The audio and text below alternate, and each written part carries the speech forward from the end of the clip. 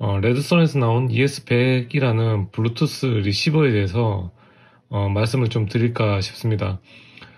지금 저는 테스트 삼아서 프리앰프 없이 파워앰프에 이 블루투스 리시버를 직결을 해서 지금 사용을 하고 있습니다. 사용을 하고 있는데 오해하시는 분도 좀 있고 해가지고 이 블루투스 리시버가 소리가 너무 작다라는 이야기도 있고 직결을 해서 사용하기에는 좀 모자란다 라는 의견이 있어서 그거에 대해서 조금 말씀을 드릴까 싶습니다. ES100 NK2 모델 같은 경우에는 프리앰프 기능이 있습니다. 프리앰프처럼 좀 조정할 수 있는 그런 기능이 있어서 어떻게 세팅을 하면 되는가에 대해서 한번 말씀을 드려볼까 싶습니다. 구독자분 중에 휘진님이 선물로 주셔가지고 덕분에 잘 사용하겠습니다. 레드손에서 나온 ES100 같은 경우에 전용 앱이 있습니다. 이어 스튜디오란 앱이고요. 이렇게 앱을 키면 이런 메인 화면이 나옵니다.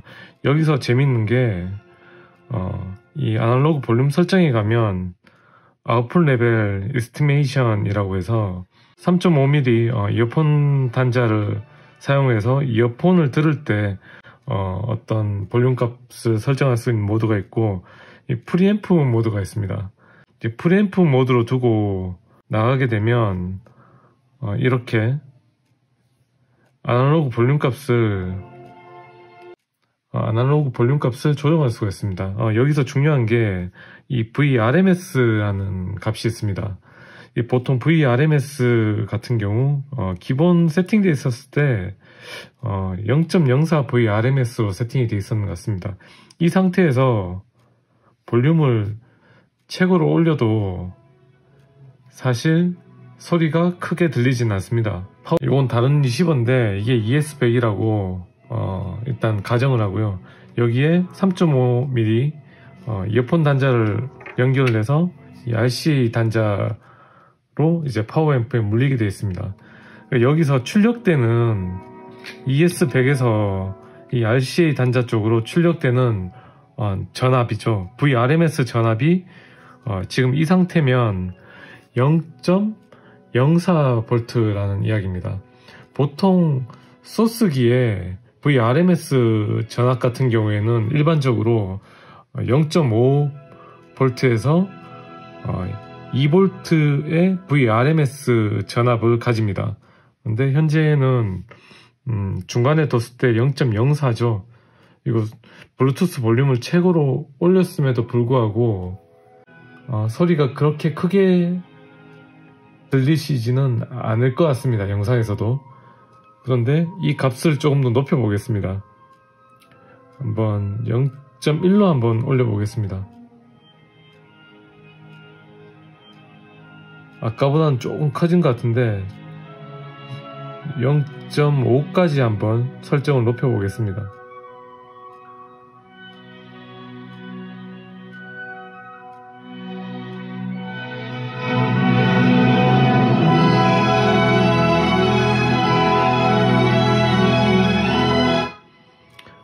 굉장히 커졌죠.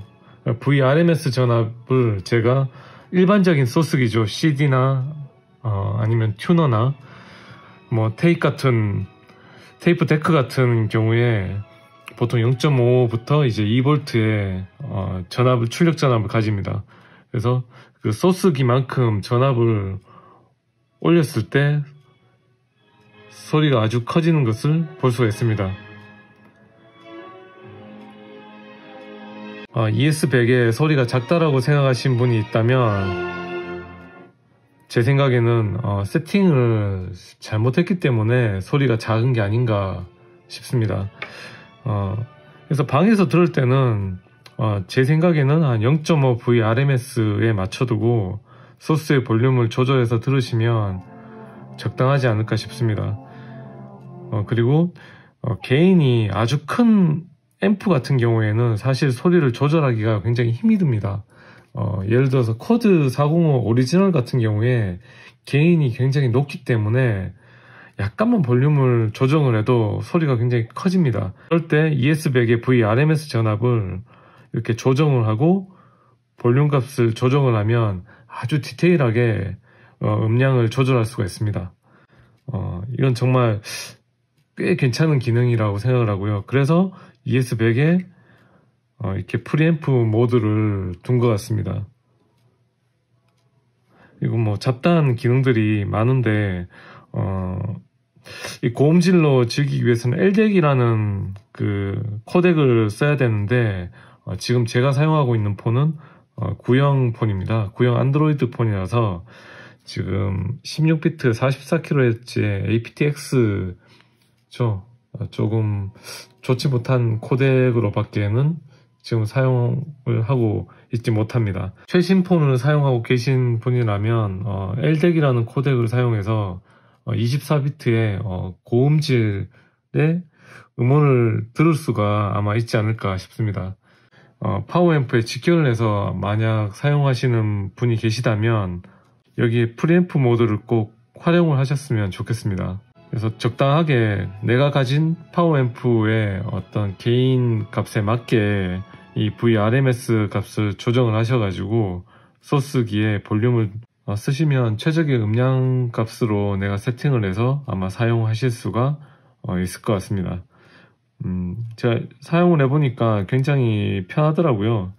앱으로 모든 게 다 조정이 되고 굳이 리모컨이 없어도 되고 그런 점은 굉장히 편리한 점 같습니다. 네, 제가 차에서도 사용을 해봤거든요. 차에서 사용을 해보니까 차에서 이 전원하고 같이 넣으니까 노이즈가 올라오더라고요. 노이즈 필터가 필요할 것 같고요. 아니면 배터리와 연결을 하든지 아니면 충전되는 상태에서 ES100을 사용하시면 괜찮을 것 같습니다. 처음에 제가 ES100을 파워앰프에 직결을 했을 때 사실 소리가 그렇게 마음에 들지는 않았거든요. 제가 생각을 해보니까 이런 세팅을 조금 잘못해서 제가 조금 나쁘게 생각한 건 아닌가 싶었고요.